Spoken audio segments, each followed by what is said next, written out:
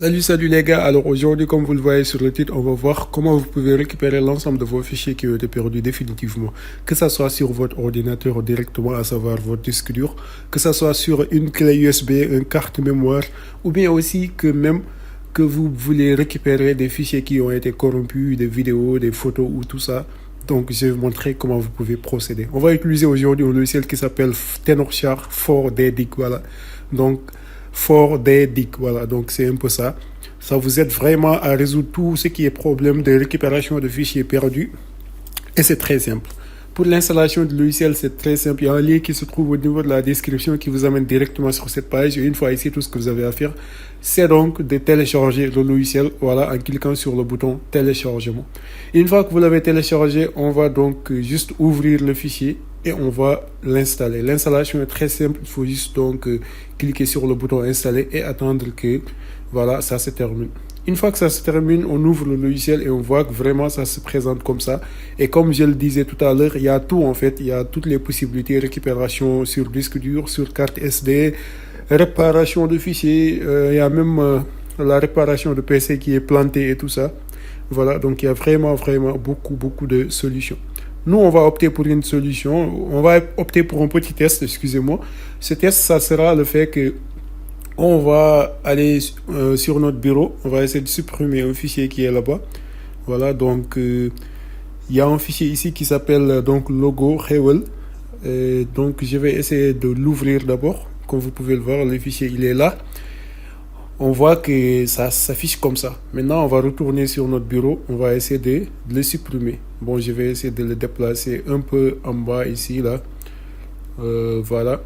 Je le supprime et ensuite on part au niveau de la corbeille, on supprime encore et là il vous dit que si on supprime ça va être supprimé définitivement. Oui, c'est ce qu'on veut en fait, on veut que le fichier soit supprimé définitivement, qu'il ne soit ni sur le bureau ni sur la corbeille, et c'est là que maintenant que le logiciel va intervenir pour nous aider à récupérer ça.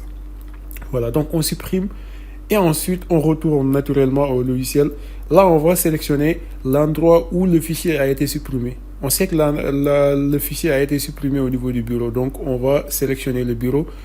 Là, on va sélectionner seulement le type de fichier qu'on veut récupérer pour que l'analyse soit plus rapide en fait. Voilà, donc je désélectionne les vidéos, les audios, les documents, je désélectionne tout et je sélectionne seulement photo et je clique sur le bouton analyser les photos. Voilà, donc là, bon, c'est une petite voilà, aide qui s'affiche ici. On clique juste sur les boutons suivants.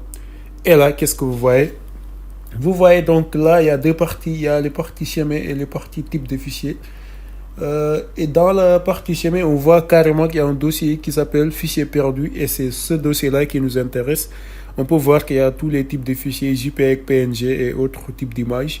Il y a aussi la partie type. Si on veut sélectionner spécifiquement le type, en tout cas, d'images qu'on veut récupérer. Voilà. Dans tous les deux côtés, ça peut aller. Mais moi, je préfère la partie où il y a le chemin parce que là-bas, on peut directement voir les fichiers qui ont été supprimés ou bien les fichiers qui ont été perdus. Voilà, donc on revient là-bas et comme vous voyez ici, on va aller sélectionner PNG puisque notre fichier, c'était un fichier PNG. Voilà, donc on va aller faire une petite recherche sur la barre de recherche puisqu'on connaît déjà le nom de notre fichier, ça s'appelait logo Hewell. Voilà, donc on part ici et on écrit logo Hewell. Voilà. Et là, qu'est-ce qu'on voit? On voit qu'il y a plein de fichiers qui sont là, qui ont le même nom. Mais nous, on va essayer de voir le dernier qui a été supprimé avec la même date. Donc, c'est le dernier qui est là. On va donc cliquer sur le bouton prévisualiser pour prévisualiser cette image-là. Et là, qu'est-ce que vous voyez? Que le fichier s'affiche. Il est là. Et ça, c'est vraiment cool.